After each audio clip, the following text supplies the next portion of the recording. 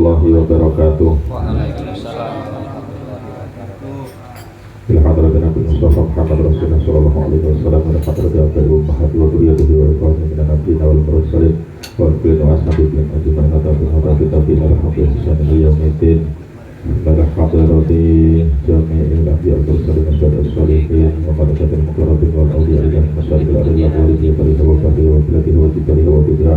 Ila hadrati sahlu qurban wa rasulullah sallallahu alaihi wa bi hasan as-sajidi wa Imam Sunan al-Baghdadi wa Abuhan al-Ghazali wa hadarati sanlah hadarati mu'alifat kitab Syahjalal bin Asyid wa Syahjalal bin al-Mahali wa ila hadarati wa sayyidina Syahjalal bin Karim bin Farid bin Husari bin Farid bin Syahjalal bin Farid bin Maksud wa kita itu bahaya kami baca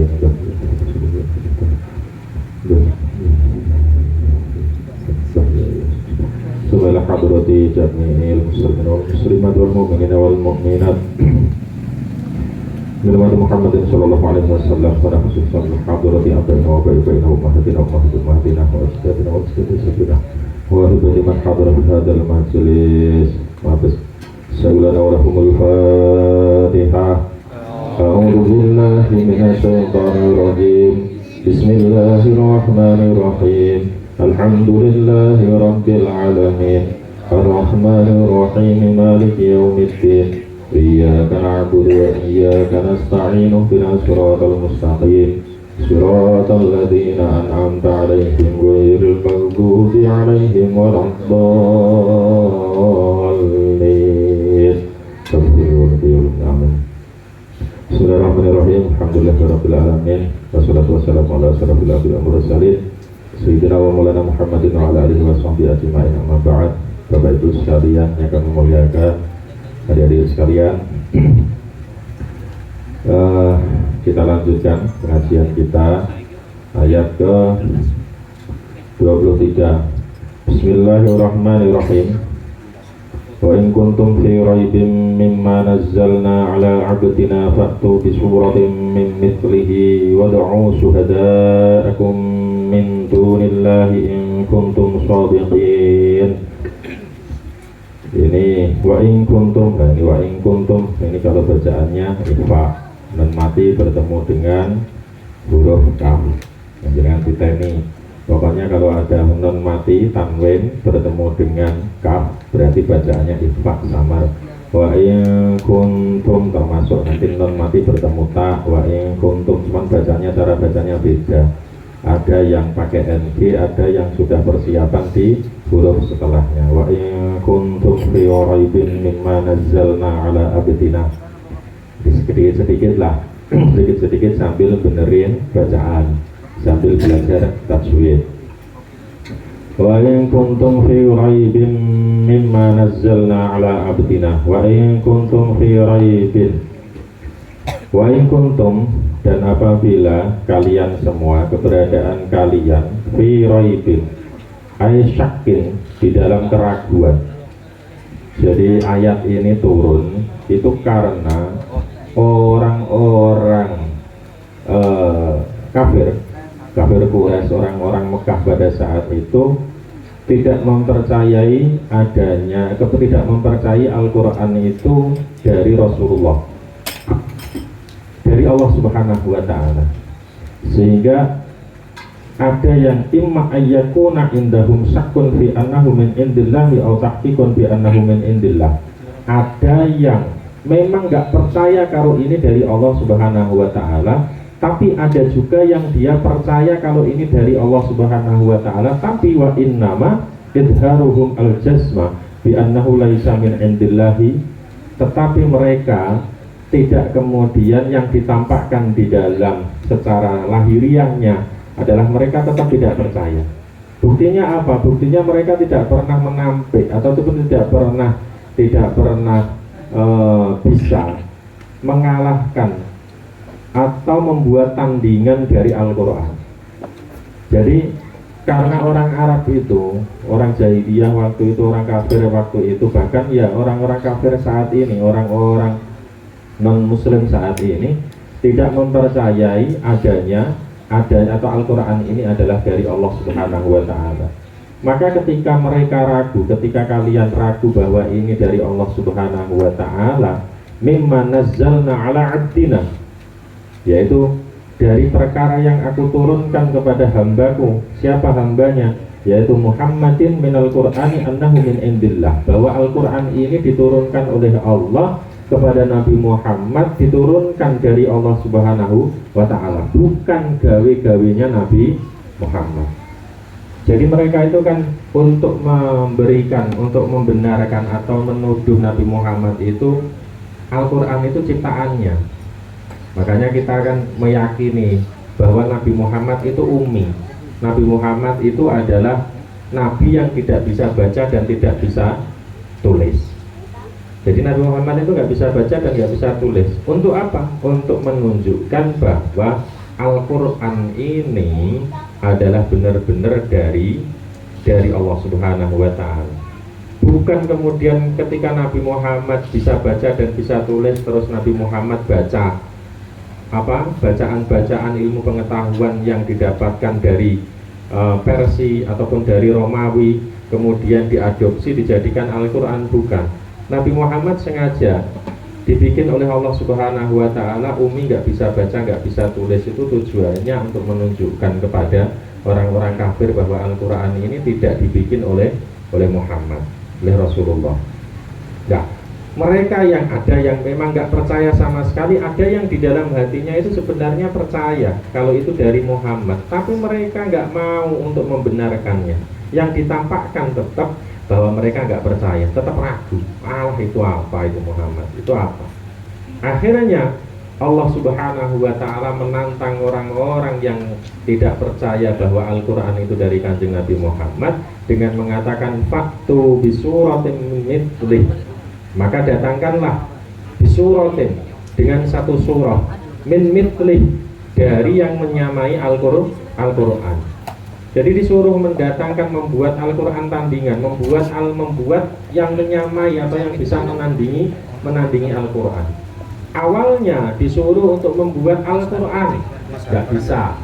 Terus kemudian disuruh membuat 10 surat, nggak bisa.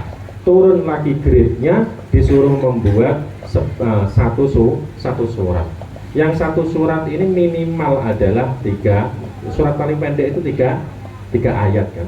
Inna a'tainakal kautsar fasholli lirabbika wanhar inna syani'aka huwal abtar.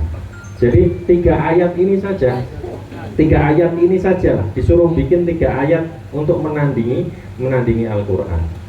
Makanya menandingi itu dari sisi mana saja? Ay al-munazzari, yang diturunkan oleh Allah Subhanahu wa Ta'ala, wa minal bayani ay hiya mithluhu fil balaghah, dari sisi sastranya. Makanya Al-Quran itu kalau di zaman Kanjeng Nabi diutus oleh Allah Subhanahu wa Ta'ala di Mekah, itu adalah saat sastra Arab itu mengalami masa kejayaannya. Orang itu sampai ada yang membuat sastra itu luar biasa. Tulisannya itu kalau dibalik, ditulis balik dari belakang ke depan, itu sama bacaannya, sama persis seperti dari depan ke belakang. Itu saking pintarnya orang Arab. Nah, itu saja disuruh bikin yang menyamai Al-Quran. Minimal awalnya 1 Al-Quran, nggak bisa. Terus kemudian 10 surat. 10 surat nggak bisa. Karena 10 surat nggak bisa, turun grade-nya lagi menjadi di 1 surat, yang surat minimal adalah 3 ayat. Dari sisi balaghahnya, dari sisi sastranya. Makanya sampai akhirnya orang Arab itu, orang jahiliyah waktu itu menyewa yang namanya Musailamah, yang terus dapat gelar Musailamatul Kadzab. Itu gara-gara Musailamah itu disewa untuk bikin surat Quran itu bunyinya nyamai kayak alam taro kaifa fa'ala rabbuka bi ashabil fil. Itu kan Rasul Allah menceritakan cerita tentang Abraha yang ingin menyerang Ka'bah. Karena begini, Jadi Abraha itu kan tinggal di Yaman. Abraha itu tinggal di Yaman. Karena banyak orang yang dari luar Hijaz, dari luar Mekah, itu datang ke Mekah. Kemudian mereka melaksanakan tawaf di Ka'bah. Jadi melaksanakan tawaf di Ka'bah. Terus kemudian Abraha itu kepikiran, orang-orang datang ke Mekah itu ngapain? Ngumpulin duit di sana. Orang enak kali orang Mekah datang, otomatis kalau datang itu kan pengunjung banyak, itu kan pariwisata kan otomatis meningkat. Duit datang ke sana kan banyak. Abrahah awal mula terus kemudian bikin, ya sudah, saya juga bikin Ka'bah. Bikin Ka'bah biar orang-orang nggak datang ke Mekah, wisatanya berubah, nggak usah ke Mekah tapi datang ke Yaman. Nah ini, jadi muncul awal mulanya ya dari pengen punya duit, guys, pengen mendatangkan turis ke Yaman untuk melaksanakan ibadah tawaf. Terus ada orang ini Ka'bah apa ini? Terus dikencingi, Pak. Dikencingi. Ka'bah yang di Yaman itu dikencingi. Ka'bahnya Abraha itu dikencingi. Karena dikencingi, ya ini apa ini? Ka'bah apaan ini? Buat-buatan. Akhirnya Abraha marah, kemudian pengen menghancurkan Ka'bah yang ada di Mekah. Nah itu yang diceritakan oleh Allah dalam Alam taro kaifa fa'ala rabbuka bi ashabil fil.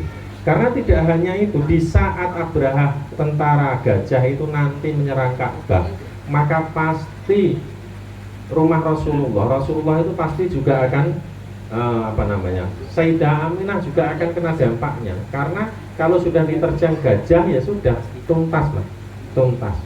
Sehingga diceritakan oleh Allah alam taro kaifa fa'ala rabbuka bi ashabil fil. Lah, kemudian Musailamah Kadzab itu disewa oleh orang-orang Quraisy untuk bikin surat tandingan. Surat tandingannya ya ini. Surat tandingannya itu cerita sama cerita gajah. Tapi bunyinya alfil, malfil, gajah. Apa itu gajah? Nah, kayak gitu itu. Jadi udah nggak ada ya, pokoknya yang penting belakangnya fil. Alfil, malfil, wama adraka malfil gitu. Apa gajah itu? Apa yang disebut? Tahukah kamu gajah itu apa? Kayak gitu itu. Gajah adalah lahu. Jadi gajah itu binatang yang besar, terus hidungnya panjang gitu. Jadi nggak ada nilai sejarahnya, nggak ada sastra, nggak ada bagus-bagusnya sama sekali. Sampai akhirnya orang yang nyewa itu gemes.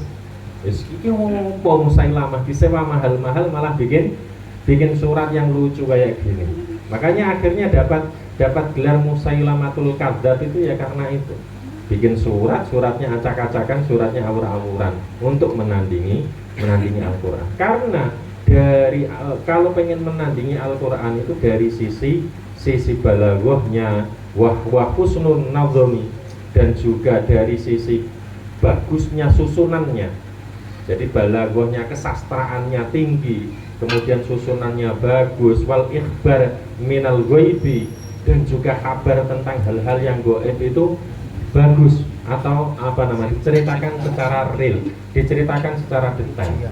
Makanya Al-Qur'an itu kan kalau jenengan pernah dengar apa yang dikatakan oleh kiai-kiai, apa yang dikatakan oleh para mubaligh, Al-Qur'an itu 2/3 dari Al-Qur'an itu menceritakan, wujudnya adalah bentuknya cerita. 2/3 dari Al-Qur'an itu cerita tentang orang-orang terdahulu, cerita tentang keberadaan akhirat, cerita tentang surga neraka, cerita tentang penciptaan alam dan sebagainya. Baru yang 1/3 itu tentang hukum-hukum. Lah, jadi kalau pengen bikin surat tandingan Al-Qur'an itu harusnya sama dari sisi sastranya, sama menceritakan tentang hal gaibnya itu harus real bagus, sama dari sisi susunannya, bentuk susunan kalimatnya itu juga harus bagus. Nah ini Musailamatul Kadzab itu nggak bisa malah alfil, malfil, wama adraka malfil, gajah, apa itu gajah, tahukah kamu itu gajah, karuan. Kayak lagunya apa Pak itu? Lagu ada kan gajah itu lagu Jawa lah. Gajah rene tak kandhani jah. Nah itu kan ada itu kan. Nah, meripat bunder terus kuping apa lah pokoknya gitulah. Kalau bahasa Indonesia ada lagu gajah-gajah itu. Entahlah. Jadi kayak itu. Makanya mungkin lagu-lagu itu karena terinspirasi dari Musailamatul Kadzab. Jadi begitu dengar lagu gajah apa itu gajah kira-kira seperti itu. Gak karu-karuan. Jadi akhirnya yaitu orang-orang Arab tidak ada sama sekali yang bisa kemudian mendatangkan membuat surat tandingan yang sama dengan Al-Quran, bahkan meskipun minimal satu surat, apalagi 10 surat, apalagi satu Al-Quran, nggak bakalan bisa. Wasuratu qit'atun laha awalun wa akhirun wa aqalluha salatu ayatin. Yang nama surat itu ya bagian dari Al-Quran yang di dalamnya ada awal, ada akhir. Minimal dari surat itu adalah 3 surat, karena surat Al-Quran itu minimal 3 surat. Surat paling pendek Inna a'toinakal kautsar fasholli lirabbika wanhar inna syani'aka huwal abtar. Itu surat paling pendek di dalam Al-Quran. Lah suruh bikin minimal itu saja nggak bisa. Wad'u suhada'akum, kalau kalian nggak bisa maka wad'u suhada'akum alihatakum allati ta'budu naha, maka ajaklah suhada'akum, Tuhan-Tuhan kalian, ajaklah orang-orang yang kalian sembah. Untuk apa? Untuk membantu kalian membuat surat itu. Jadi suhada itu alihatakum. Kenapa kok disebut sebagai suhada? Kenapa disebut suhada? Itu jamaknya kata syahid, saksi. Karena apa? Karena nanti di akhirat mereka yang akan menjadi saksi bagi orang-orang yang menyembah mereka. Jadi berhala-berhala mereka disuruh, kalau kalian nggak bisa bikin surat, maka minta tolonglah, datangkanlah, ajaklah Tuhan-Tuhan kalian untuk ikut serta membuat surat tandingan Al-Quran. Min dunillahi, yaitu Tuhan-Tuhan selain Allah Subhanahu wa ta'ala. Wis berhala-berhala itu suruh, atau apa yang mereka sembah itu suruh bikin surat, bikin surat tandingan. Ai ghairihi litu'inakum, supaya mereka bisa menolong kalian membuat tandingan Al-Quran. In kuntum shadiqin, kalau kalian merasa diri kalian adalah orang-orang yang benar. Jadi Allah Subhanahu wa ta'ala itu memberikan tantangan kepada siapa saja dari zaman Al-Quran diturunkan sampai dengan nanti kiamat, yang nggak percaya kalau Al-Quran itu min indillah, dari sisi Allah Subhanahu wa ta'ala, atau mereka yang menuduh Al-Quran itu dari Rasulullah Muhammad, dari diri pribadi Rasulullah Muhammad SAW, maka silahkan datangkan surat tandingan, minimal 1 surat 3 ayat saja kalau bisa. Orang Arab saja yang fi anna Muhammadan qalahu min indi nafsihi, kalau orang-orang kafir Quraisy meyakini bahwa mereka benar, bahwa Al-Quran itu adalah sesuatu yang diucapkan oleh Nabi Muhammad dari dirinya pribadi, bukan dari Allah Subhanahu wa ta'ala, maka fa'alu dzalika fa innakum arabiyyun. Maka coba sama-sama orang Arabnya kan. Mungkin kalau jenengan disuruh, Pak, wah saya kan orang Indonesia, ya nggak bisa. Ini yang disuruh oleh Allah Subhanahu wa ta'ala pada saat itu adalah mereka-mereka yang asli orang Arab, Arabiyun, fusoha'a mislah, yang fasihnya itu sama. Bahkan mereka kan tahu kalau Nabi Muhammad nggak bisa baca, nggak bisa tulis. Harusnya mereka lebih bisa, lebih pintar. Sama-sama fasihnya itu bukan fasih kalimatnya, bukan. Tapi dalam berbahasa Arab itu mereka fasih. Bahasa Arabnya bukan kayak bahasa Arab kayak sekarang, Pak, enggak. Makanya kalau bahasa Arab sekarang itu ya sudah kayak bahasa Indonesia yang di perkotaan logwe gitu. Jadi ini Pak Hamid itu lebih tahu kalau logwe. Jadi kalau sekarang orang belajar bahasa Indonesia, mungkin orang-orang Inggris yang belajar sastra Indonesia sampai di Jakarta itu ya bingung, apa lo gue ini, juga ngerti Pak, karena mereka taunya aku, saya, kamu, anda, kan gitu, tahu tingkatannya. Kalau bikin yang agak sopan pakainya kalau bikin sopan anda, kalau pengen kasar kau atau kamu, nah kan gitu, ada tingkatan. Lah orang-orang Arab yang dulu itu ya masih bahasa-bahasa yang asli itu, masih bahasa-bahasa yang kayak di kitab-kitab itu. Kayak orang-orang yang bisa bahasa Arab itu belum tentu disuruh baca kitab itu bisa. Karena apa? Karena bahasa Arabnya kitab itu bahasa istilahnya bahasa kuno, bahasa yang masih pakai gramatika. Nggak kayak bahasa Inggris juga, yang belajar yang bisa ngomong Inggris belum tentu bisa gramatika. Apa namanya? Subjek, predikat, objek itulah. Tapi kalau bahasa Inggris itu apa bahasa Inggris? Jangan tahu lah, saya nggak tahu, saya bodoh, nggak ngerti kalau bahasa Inggris. Nah kalau di bahasa Arab itu juga gitu. Di Arab itu ada fi'il, fa'il, maf'ul, terus ada mubtada, ada khobar, ada yang kayak gitu, itu macam-macam bentuknya.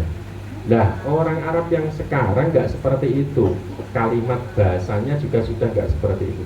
Nah ini yang disuruh oleh Allah Subhanahu Wa Taala, orang-orang yang fasih di dalam bahasa Arab, Arabnya Arab dahulu itu saja nggak bisa, nggak bisa. Maka walamma ajazu andalik qala, maka ketika mereka nggak bisa, Allah mengatakan wa fa'illam taf'alu walan taf'alu, maka kalian tidak akan pernah bisa dan pasti tidak akan pernah bisa. Kalian nggak bakal bisa dan pasti nggak akan pernah bisa. Nah ini terusannya ayat apa namanya, ayat bahwa tantangan Allah itu dibuktikan orang Arab nggak akan bisa. Walan taf'alu dari ka'abadan liduhuri ijazihi i'tirab. Jadi nampak bahwa mereka itu nggak akan bisa, nampak sekali kalau mereka nggak akan bisa, lemah mereka. Nah kalau orang Mu'tazilah, bedanya Ahlussunnah wal Jamaah dengan Mu'tazilah itu gini Pak. Kalau orang Mu'tazilah itu berkeyakinan bahwa ketika Allah menantang orang-orang kafir untuk membuat surat tandingan, itu Allah mengambil kemampuan dan juga hasrat mereka untuk membuat Al-Quran. Jadi kayak diibaratkan saya nantang anak-anak ini berantem, terus sebelum berantem tuh saya ikat, terus saya tinggal jotosi gitu, kan otomatis kan nggak imbang kan, nggak imbang. Sudah kecil diikat, apalagi dipegangi sama, mungkin dipegangi 2 orang, saya bagian jotosi. Mu'tazilah itu berkeyakinan bahwa ketika Allah menantang orang-orang kafir untuk membuat surat, itu Allah mengambil daya kemampuan mereka untuk membuat surat, sekaligus mengambil keinginan hasrat mereka untuk membuat surat tandingan. Tapi kalau orang Ahlussunnah wal Jamaah itu meyakini bahwa ketika Allah menantang mereka, itu ya dibiarkan. Memang mereka nggak bakalan mampu untuk untuk membuat surat tandingan. Nah ini yang kita yakini, bahwa Allah itu ya fair. Ketika Allah menyuruh mereka untuk bikin surat tandingan, ya silahkan. Kemampuannya ya dibiarkan bisa, akalnya ya dibiarkan berjalan. Tapi tidak akan pernah bisa dipastikan, tidak akan pernah bisa selama-lamanya, abadan selama-lamanya. Fattakun narallati waquduhan nas wal hijarah uiddat lil kafirin. Maka kalau sudah pasti nggak bisa dan nggak bakal bisa, takutlah kalian kepada neraka allati waquduhan nasu, yang ubub-ububannya neraka ini, yang bahan bakarnya itu adalah manusia dan hijarah, batu-batu, keasnamihim, sebagaimana berhala-berhala mereka, minha, yakni annaha mufritatul hararah, tutakodu bimadzukira la masyaallah la kanarid dunya yang apa namanya, jadi panasnya neraka itu kalau diceritakan itu setelah dicelupkan ke apa namanya, setelah dicuci 7 kali itu dicemplungin. Jadi kalau di dunia api-api di dunia ini itu sudah melalui pencucian yang sekian banyak itu Pak, itu ketika disebar itu akhirnya nyebar kemana-mana. Makanya jenengan mungkin dulu orang nggak berpikir bahwa bahan cair itu bisa membakar. Jadi sekarang itu bahan cair itu bisa membakar, semacam-macam bahan cair itu bisa membakar. Bahkan ada yang kalau ditengok di YouTube itu ada air itu bisa jadi bahan bakar kendaraan motor entah di Sragen atau di Jawa Tengahan itu. Dan sampai tentara itu akhirnya ada motor Babinsa itu yang dipakai keliling itu bahan bakarnya dari air. Sehingga begitu dilempar ke dunia itu nyebar, ada yang jadi semacam-macam, akhirnya muncul jadi sumber-sumber api itu. Ada yang kemudian di kayu, kalau kayu kita bakar nyala. Ceril kafirin, yang itu neraka yang bahan bakarnya dari manusia dan batu ini dipersiapkan oleh Allah untuk siapa? Orang-orang kafir. Yes, artinya bahwa ini tantangan bagi orang-orang kafir yang nggak percaya bahwa Al-Quran itu, atau kita yang nggak percaya, siapapun yang nggak percaya bahwa Al-Quran itu adalah dari Allah yang diturunkan kepada Nabi Muhammad, bukan ciptaan Nabi Muhammad. Dan kalau nggak percaya maka suruh buktikan. Kalau nggak bisa membuktikan ya sudah, serah diri saja, takutlah kepada Allah, kepada neraka, ancaman Allah bagi mereka yang kafir nggak percaya Al-Quran. Maka ya sudah, percaya saja. Kalau nggak percaya ya sudah, ancamannya adalah neraka. Yang neraka itu dinyalakan dari apinya itu dari manusia dan juga dari batu-batu ataupun dari berhala-berhala yang mereka sembah. Yu'adzibuna biha jumlatun musta'nifatun aw halun lazimatun. Jadi jelas Pak, pokoknya kalau kita yakin Al-Quran itu ya dari Allah Subhanahu wa Ta'ala, makanya setiap hurufnya itu pasti dijaga malaikat. Pokoknya setiap hurufnya itu dijaga malaikat. Tidak akan ada yang bisa merubah Al-Quran. Dulu itu ada orang orang Belanda atau Portugis lah, itu disekolahkan ke Arab. Sampai disekolahkan ke Arab itu sampai pinter. Ya, misinya adalah meskipun dia sekolah di Arab, pura-pura Islam itu sampai hafal Quran, sampai pinter, itu ternyata nggak masuk Islam. Begitu sampai di Arab, terus kemudian di sana itu sampai jadi imam masjid juga, pokoknya ngalim lah, pinter. Terus akhirnya setelah selesai pendidikannya didatangkan ke Indonesia untuk apa? Tujuannya adalah untuk merubah Al-Quran. Jadi sedikit-sedikit merubah Al-Quran. Itu yang tahu adalah Habib Hasyim Asy'ari atau siapalah ulama di zaman itu, tahu bahwa ini adalah orang-orang bukan orang Islam, yang mereka datang ke sini sudah bawa sorban, bawa pakaian-pakaian, jubah kebesaran. Tujuannya yaitu tadi, untuk mengelabui umat Islam yang ada di Indonesia dengan merubah Al-Quran. Tetap ketahuan. Bahkan ya mungkin seperti cerita yang kita baca, kalau jenengan pernah baca, orang-orang yang sekelas ahli Quran, nggak usah jauh-jauh, orangnya masih hidup, seperti Gus Baha itu kalau cerita itu, ini yang ceritakan ya orang lain, baru pegang bukunya saja, buku tentang Quran, itu kok ada kesalahan di dalamnya, itu langsung tahu tanpa harus membukanya, itu langsung tahu. Ya itu terjadi pada saat di mana itu, kalau kesaksi apa yang diceritakan oleh cucunya Syekhona Khalil Bangkalan, pada saat Gus Bak sowan ke sana, terus kemudian dikasih kitab karangannya Syekhona Khalil Bangkalan, itu baru dipegang langsung tahu, oh ini ada yang salah. Di mana begitu dibuka itu langsung di lembar yang salah itu langsung tahu, ditunjuk, oh salahnya di sini.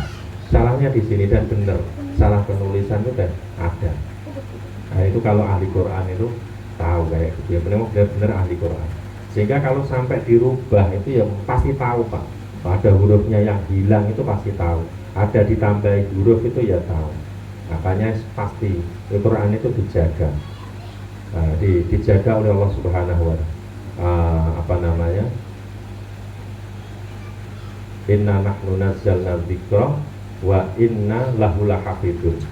Jadi aku yang menurunkan Al-Quran, Al-Dzikra itu Al-Quran, dan aku sendiri yang akan menjaga Al-Quran. Allah sendiri yang akan menjaga Al-Quran. Makanya Al-Quran itu sudah berabad-abad yang lalu sampai sekarang itu masih orisinil, dan Al-Quran masih dihafal. Tahu apa? Injil, Taurat. Injil saja lah, nggak usah jauh-jauh. Injil itu sudah mengalami perubahan itu baru sekitar 3 atau 4 abad itu sudah mulai banyak mengalami perubahan. Sampai akhirnya di abad kelima itu kan sudah punya Tuhan baru kan, sudah punya Tuhan baru. Jadi konsiliasi itulah. Konsiliasi itu di abad kelima. Jadi penunjukan pengangkatan Yesus jadi Tuhan itu kan di abad kelima kalau nggak salah, di tahun kelima Masehi, ke 500 Masehi. Sebelum itu kan masih Nabi. Jadi setelah itu jadi Tuhan. Artinya sudah mengalami takrib, sudah mengalami perubahan, mengalami dirubah-rubah, diganti. Itu ya baru 3 abad itu sudah mengalami 3 abad itu sudah mengalami perubahan. Lah Al-Quran 1400 ya, 1400 berarti 15 abad yang lalu sampai sekarang masih orisinil. Yang nggak orisinil itu cuman harokat titiknya saja Pak, tulisannya saja yang nggak yang berubah. Kalau dulu nggak ada titiknya, nggak ada harokatnya, sekarang ada titiknya, ada harokatnya. Jangan bayangkan kalau nggak ada titiknya, tak itu sama semua. Jangan baca itu. Orang yang ada titiknya, ada harokatnya saja, jangan baca masih bingung loh, iya kan? Masih kadang-kadang panjang pendek dibaca panjang, panjang dibaca pendek, masih gak karu-karuan. Tak yo jadi sak juga jadi shot, pokoknya gitu. Apalagi nggak ada titiknya, nggak ada harokatnya. Nah itu baru di era Khalifahnya siapa ya? Setelah Muawiyah, Yazid. Di Khalifah Yazid itu kemudian ada Abu Al-Aswad Ad-Du'ali. Abu Al-Aswad Ad-Du'ali itu kemudian ngasih titik. Jadi bedakan ba, ta, nun, ya kan? Ba, ta, nun itu ada titiknya. Ba itu titiknya di bawah 1, terus kemudian ta itu di atas 2, terus kemudian nun di atas 1, ta di atas 3, sin bedakan. Ya itu baru dia. Terus kemudian berlanjut ada harokat, fathah, kasroh, domah, sukun, itu berlanjut. Nah itu saja. Kalau untuk penulisan yang lainnya tetap gak ada perubahan, makanya tetap orisinil sampai sekarang. Ya alhamdulillah kita jadi umatnya Nabi yang spesial, umatnya Nabi Muhammad Shallallahu Alaihi Wasallam yang dijaga kitabnya oleh Allah Subhanahu Wa Taala, yang dapat syafaat besok di yaumil qiyamah. Yang siapa yang baca Quran juga besok dapat syafaat dari Quran. Ya semoga saja kita termasuk orang-orang yang beruntung itu. Amin Allahumma amin. Itu saja bisa kami sampaikan. Langsung kita baca maulid, baca berjanji, sholawatan. Yes. Pokoknya kalau 2 minggu sekali gitu. 2 minggu